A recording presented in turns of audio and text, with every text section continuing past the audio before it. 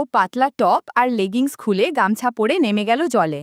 আমি একটু ইতস্তত করলেও শেষমেশ শাড়ি আর ব্লাউজ একপাশে রেখে হালকা গামছা জড়িয়ে নেমে পড়লাম। ঝর্ণার ঠান্ডা জল দুহাতে তুলে গায়ে দিচ্ছিলাম। ভেজা গামছা শরীরে সেটেছিল। পিছনে কোথায় যেন বসেছিল অজয়। সেদিন মাচার ওপর জ্যোৎস্নার আলোয় এক অন্যরকম মুহূর্ত কাটিয়েছিলাম। আমি বিনিতা, বয়স ৪০। ৩ বছর আগে স্বামী হঠাৎই চলে গেলেন হার্ট অ্যাটাকে। সেই থেকে আমি আর আমার ছোট বোন শ্রেয়া একসাথে থাকি শহরের ছোট্ট ফ্ল্যাটে। আমি বিধবা, ও এখনও সিঙ্গেল। ঘরে সাধারণত হালকা সুতির শাড়ি বা আরামে নাইটি পরি। গরমে স্লিভলেস ব্লাউজেই স্বস্তি লাগে।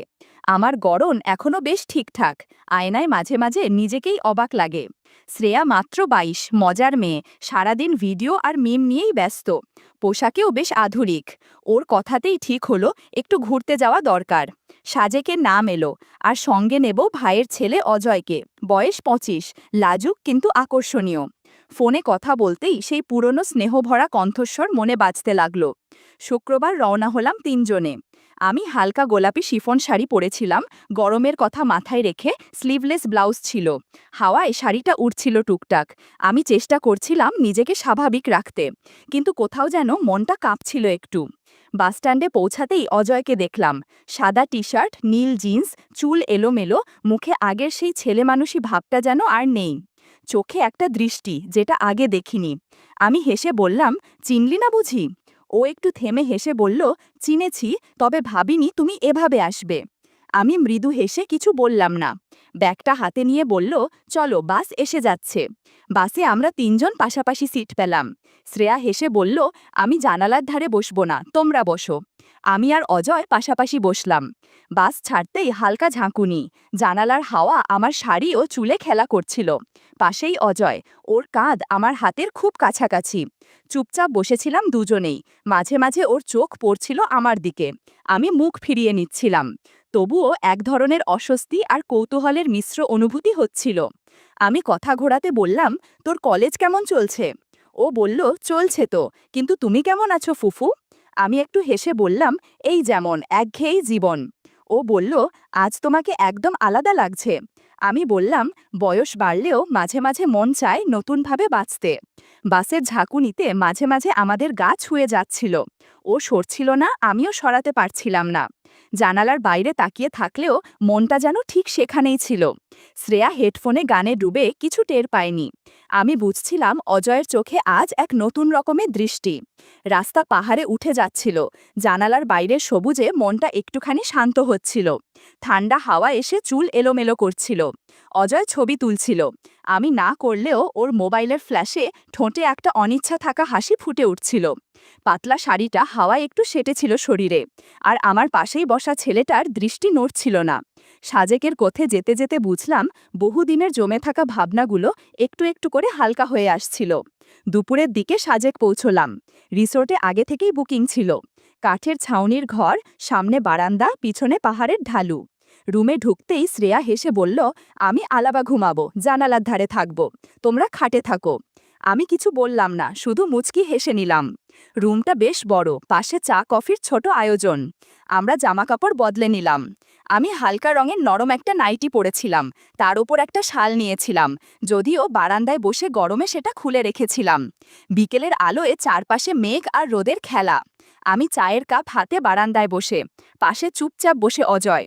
ওর চোখ কোথায় যেন থমকেছিল, আমি বুঝতে পারছিলাম, কিন্তু কিছু বলছিলাম না। মাঝে মাঝে হেসে তাকাচ্ছিলাম ওর দিকে, যেন কিছুই বুঝিনি। ভিতরে ভিতরে এক অজানা অনুভব হচ্ছিল, অনেক বছর পর কারো চোখে এমন চাহনি। পূর্ণিমার আলো ছড়িয়ে পড়ছিল বারান্দায়। মেঘের ফাঁক দিয়ে আসা চালের আলোয় আমার পোশাকে হালকা রেখা তৈরি হচ্ছিল। পাশে বসা অজয়ের নিঃশ্বাস গায়ে লাগছিল, কিন্তু কেউ কিছু বলছিল না। শ্রেয়া তখন হেডফোন কানে দিয়ে নিজের দুনিয়ায়।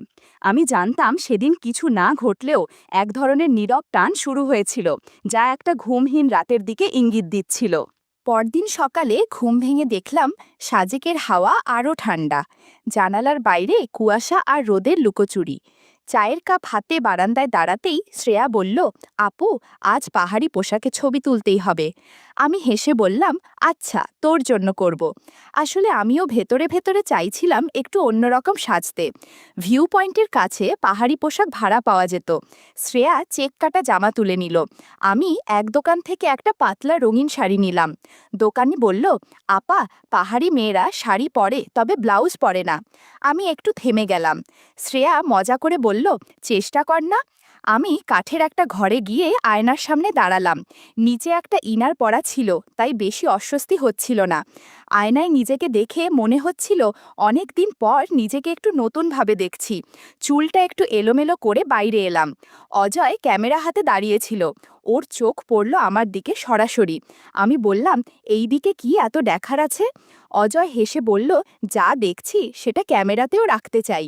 আমি চুপ করে রইলাম, কিন্তু ভেতরে কোথাও যেন একরকম আলোড়ন হচ্ছিল।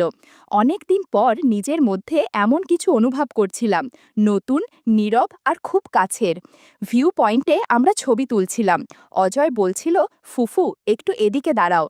ওর ক্যামেরা আমার দিকেই ফোকাস ছিল, কিন্তু আমার মনে হচ্ছিল ও শুধু ছবি তুলছিল না, আমাকে দেখছিল একটা বিশেষ দৃষ্টিতে। মাঝে মাঝে ও এত কাছে চলে আসছিল যে হালকা ছোঁয়াও লেগে যাচ্ছিল, যদিও কিছু না বলেই সামলে নিচ্ছিলাম। কিন্তু চারপাশের বাতাসে যেন একরকম চাপা অনুভূতি জমছিল। একবার ও আমার কাঁধ ছুঁয়ে ঠিক করতে গিয়ে বলল, একটু ঠিক করে দিই। আমি সরিয়ে নিতে চাইলেও নিজেকে আটকে ফেললাম। ভেতরে ভেতরে বুঝছিলাম আজকের এই চোখ মেলে দেখা, এই নিঃশব্দ অনুভব কিছুটা অন্যরকম।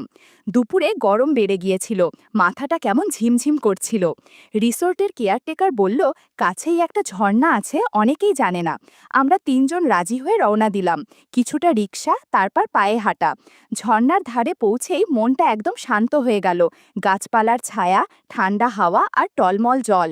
আমি আর শ্রেয়া ব্যাগ থেকে গামছা বার করলাম। আমি বললাম, এখানে তো কেউ নেই, একটু জল ঝরিয়ে নি চল। শ্রেয়া তো বেশ চটপটে, বলল, আমি নামছি। ও গামছা জড়িয়ে নেমে গেল জলে। আমি একটু থেমে শাড়ি বদলে পাতলা গামছা জড়িয়ে নেমে পড়লাম। ঠান্ডা জলে নেমেই গা কেঁপে উঠল। আমি বলে উঠলাম, উফ, জলটা তো একেবারে বরফ। শ্রেয়া হেসে বলল, তাই তো মজাটা। আমি জল তুলে গায়ে দিচ্ছিলাম। গামছা থেজা হয়ে শরীরের সঙ্গে লেগেছিল। আমি জানতাম পিছনে অজয় বসে আছে। ও কিছু বলছিল না, কিন্তু চোখ যেন কথা বলছিল। একসময় আমি পাথরে বসে পা ডুবিয়ে বসে রইলাম। শরীর আর মন দুটোতেই যেন এক ধরনের আলোড়ন হচ্ছিল। আমি একবার পেছনে তাকালাম। চোখ মেলাতেই ও চোখ সরিয়ে নিল। কিন্তু আমি বুঝলাম ওর মন এখন অন্য কোথাও নেই, ঠিক এখানেই। আমরা ধীরে ধীরে উঠে এলাম। গামছা থেকে জল চিপে রোদে দাঁড়িয়ে গা শুকোচ্ছিলাম। ঠান্ডা জলের পর শরীরে একরকম উষ্ণতা ঘিরে ধরছিল, আর মনে হচ্ছিল আজকের দিনটা নিঃশব্দেই অনেক কিছু বলে গেল। স্নান শেষে আমি না তাকিয়ে বললাম, চল এবার রিসোর্টে যাওয়া যাক, অনেকক্ষণ হয়ে গেছে। অজয় চুপচাপ মাথা নেড়ে উঠল, কিন্তু ওর চোখে একটা আলাদা আলো ছিল। সেটা কৌতূহল না কিছু ইঙ্গিত বুঝতে পারছিলাম না। ফিরে এসে সবার শরীর ক্লান্ত, কিন্তু মন যেন হালকা উত্তেজনায় ভরা। জামাকাপড় চেঞ্জ করে নিলাম। আমি পরে নিলাম মেরুন রঙের হালকা সিল্কের নাইটি। উপর দিয়ে একটা পাতলা শাল ছিল ঠিকই, কিন্তু গরমে সেটা একপাশে রেখেই ছিলাম। শ্রেয়া বলল, ব্যাম্বু চিকেন না খেলে সাজে কাসার মানেই হয় না। কিছুক্ষণ পর কাঠের পাত্রে ভাপা ভাত আর গরম মশলাদার মাংস চলে এলো। তিনজন মিলে বসে খেতে খেতে গল্প শুরু হলো। ছোটবেলার কত স্মৃতি, দুষ্টুমি, হাসাহাসি। আমি বলছিলাম কিভাবে একবার অজয় মজা করে আমার জামার হুক টেনে দিয়েছিল, আর আমি রেগে গিয়েছিলাম। ও হেসে বলল, তোমার রাগটাই সবচেয়ে মজার ছিল। আমি বললাম, তখন তুই ছোট ছিলি, এখন কিন্তু সব বুঝি। আমরা হেসে ফেললাম। তবে কোথাও যেন সেই কথার নিচে এক টুকরো নীরব ভাবনা জমে রইল। খাওয়া শেষে শ্রেয়া ক্লান্ত হয়ে বিছানায় শুয়ে পড়ল। আমি বারান্দায় গিয়ে বসেছিলাম। সাজেকের পাহাড়ি রাত, ঠান্ডা হাওয়া, চারপাশে নিঃশব্দ প্রকৃতি। অজয় এসে পাশে বসে বলল, আজকের দিনটা যেন অনেক কিছু ফিরিয়ে দিল। আমি বললাম, মনটা হালকা হয়ে গেছে, শরীরটাও যেন নতুন রকম লাগছে। চাঁদের আলোয় ওর চোখে চোখ রাখতেই একটা চাপা চাহনি ধরা পড়ল। আমি চোখ সরিয়ে নিলেও টের পাচ্ছিলাম ওর দৃষ্টি এখন আর শুধু চোখে নেই। আমি উঠে দাঁড়াতে যাচ্ছিলাম, ওর হাত আমার হাত ছুঁয়ে গেল হালকা করে। আমি থেমে গেলাম। কিছু না বলেও অনেক কিছু বলা হয়ে যাচ্ছিল। আমি চুপচাপ পাশে বসে পড়লাম আবার। ও বলল, তোমার চোখ আজ অনেক কিছু বলছে ফুপু। আমি মৃদু হেসে বললাম, না কিছুই, কিন্তু হাতটাও ওর হাতেই রয়ে গেল। চাঁদের আলোয় দুজনের ছায়া পড়েছিল কাঠের বারান্দায়। নিঃশব্দ এক অনুভব, মনের ভেতরে হালকা ঢেউয়ের মতো বয়ে যাচ্ছিল। পরদিন সকালে দরজার ফাঁক দিয়ে ঠান্ডা বাতাস ঢুকছিল। আমি উঠে জানালার পর্দা সরাতেই দেখি অজয় বারান্দায় দাঁড়িয়ে, হাতে চায়ের কাপ। আমাকে দেখেই পেছনে ফিরে হেসে দিল। আমি তখন গায়ে শাল জড়ানো, ধীরে পায়ে হেঁটে গিয়ে ওর পাশে দাঁড়ালাম। ও বলল, আজ কি আবার একটু ঘুরে যাওয়া যায়? আমি মাথা নাড়িয়ে বললাম, চল, আজ তো আমাদের শেষ দিন। নাস্তা করে বেরোলাম তিনজনে। আজ একটু অন্যদিক ঘোরার ইচ্ছে ছিল।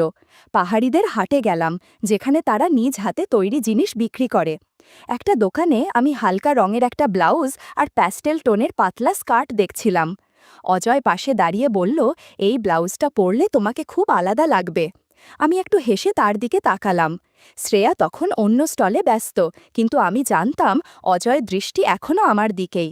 দোকানের আলোয় আমি একটু বেশি সচেতন হয়ে পড়ছিলাম নিজের উপস্থিতি নিয়ে। দুপুরে একটা পাহাড়ি লোকের ছোট্ট কাঠের হোটেলে ঢুকে খেলাম ভাত, দেশি মুরগি আর ডাল, সাধারণ খাবার, কিন্তু স্বাদে মন ভরে গেল। তখনই বুঝলাম, শহরের চকমকে আরাম নয়, এমন সাদামাটা মুহূর্তগুলোই সবচেয়ে আপন হয়ে ওঠে। বিকেলের দিকে শ্রেয়া বলল, আপু, আমি রিসোর্টে ফিরি, একটু মাথা ভরেছে। আমি বললাম, তুই যা, আমি আর অজয় এখানেই একটা স্থানীয় ঘরে রাতটা কাটিয়ে ফিরব।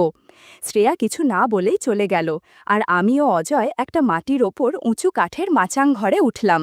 ছিমছাম একটা পাহাড়ি ঘর, সামনের খোলা চৌকিতে বসে সন্ধ্যার হাওয়া গায়ে লাগছিল।